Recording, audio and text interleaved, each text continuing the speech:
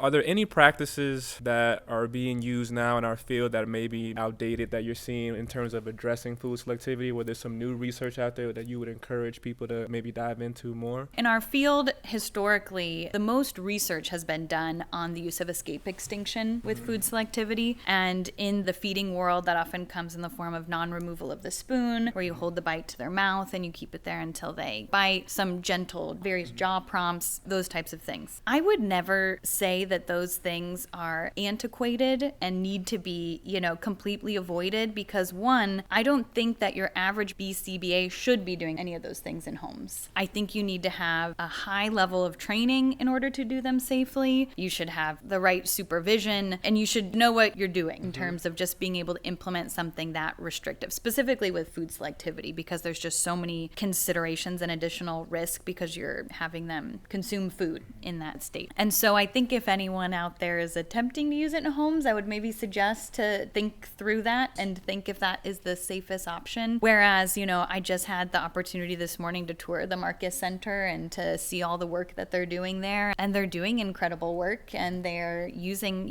escape extinction procedures when they need to, when it's called for, when the case is severe enough, when they've gone through the reinforcement strategies and they haven't worked. And so I would only just caution folks using those who don't have training, who are implementing them in more applied settings. 10 years ago, I said I looked at the literature base and there's nothing that I was willing to do. Thankfully, I think there is a lot more research, and we do have more examples of reinforcement and antecedent-based strategies that are effective, and we certainly need more because I think it's really like the research to practice gap of like what your in-home BCBA can do to support kids with this problem.